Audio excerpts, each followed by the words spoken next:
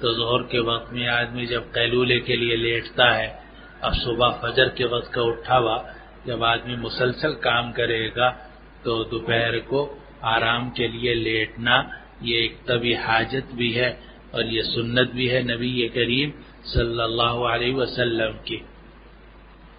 اور یہ دوپہر کو لیٹنا یہ عجیب نعمت ہے۔ میں ایک مرتبہ لاہور میں ایک ڈاکٹر صاحب کے پاس گیا، دل کے ڈاکٹر تھے، تو میں تھا اور کچھ 2-3 حضرات اور ہمارے بزرگ تھے، تو ہم سے وہ کہنے لگے کہ آپ لوگ ایک کام کریں کہ دن کو 2 حصوں میں تقسیم کر لیں۔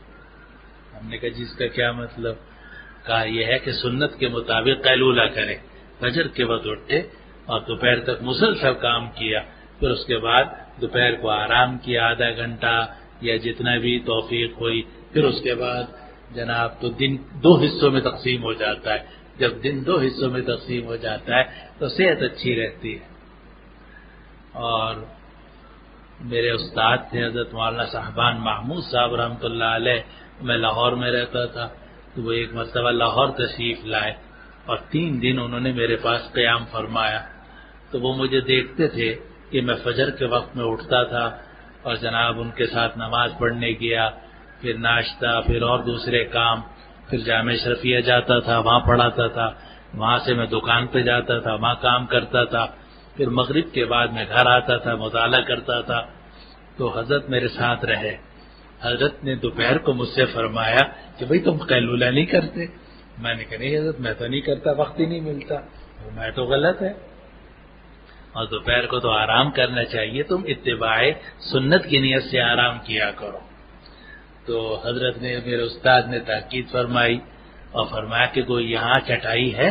میں نے کہا حضرت دکان کی بات ہے، یہ دکان تھی، لوگ گاہک آ رہے ہیں جا رہے ہیں، تو ایک الماری سی تھی بلکہ میز تھی، اس میز کے ساتھ ہم نے وہ چٹائی بچھا دی۔ حضرت نے فرمایا کوئی تکیہ ہے؟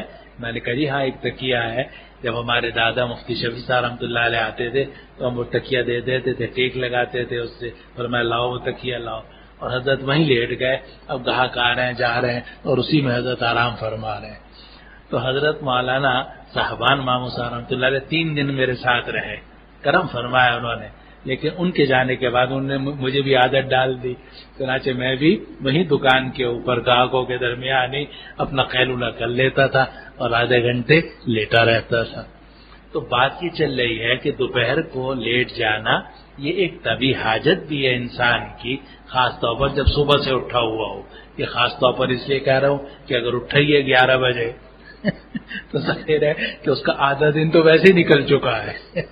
یہ تو ان لوگوں کے لیے ہے جو فجر کے وقت میں اٹھتے ہیں اور پھر محنت کرتے رہتے ہیں، ظاہر دوپہر کو تھک کے سو جائیں گے، پھر اس کے بعد شام تک انہوں نے عشاء تک کام کرنا ہے۔